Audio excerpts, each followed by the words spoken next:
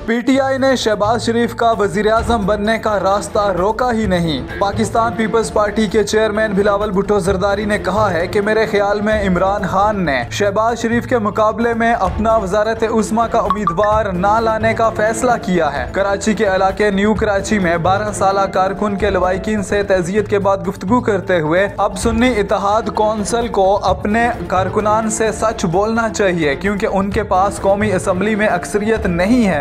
बिलावल भुट्टो ने कहा कि पीटीआई ने शहबाज शरीफ का रास्ता रोका ही नहीं, ना ही उनके पास वो नंबर हैं कि हुकूमत बना सकें। अगर शहबाज शरीफ वज़ीर-ए-आज़म बनने जा रहे हैं तो वो हमें और पीटीआई को शुक्रिया अदा करेंगे। मेरे ख्याल से खान साहब ने खुद शहबाज शरीफ के मुकाबले में उम्मीदवार खड़ा न करने का फैसला किया होगा। पीपल्स पार्टी के चेयरमैन ने कहा कि IMF को खत लिखने से कुछ नहीं होगा, अलबत्ता पाकिस्तान में बहरान बढ़ेगा जिससे बेरोजगारी और महंगाई में इजाफा होगा। इस खित्ते के बाद अवाम के सामने उनका असल चेहरा भी सामने आ गया है क्योंकि उन्हें मुल्की मुफाद से ज्यादा अपनी सियासत अजीज है। बिलावल भुट्टो ने कहा कि कराची के जिला बस्ती समेत 2 इलाकों में इलेक्शन के दौरान पुरतशद्दुद वाक़यात में हमारे 2 कारकुनान शहीद हुए और उल्टा 12 साल शहीद बच्चे के अहले खाना के खिलाफ पर्चा काट दिया गया। इंतहाबी मुहिम के दौरान कानून नाफिज करने वाले अदारों की कारकर्दगी मायूस कुन रही। उन्होंने ऐलान किया कि सिंध में हुकूमत बनने के बाद हम इलेक्शन के दौरान होने वाले तमाम पुरतशद्दुद वाक़यात की तहकीकात के लिए JIT तश्कील देंगे और मुलव्वस अफराद को कानून के मुताबिक इबरतनाक सजा दिलवा कर अपने कारकुनान समेत सबको इंसाफ दिलवाएंगे ताकि मुस्तकबिल में ऐसे वाक़यात दोबारा न हो सकें।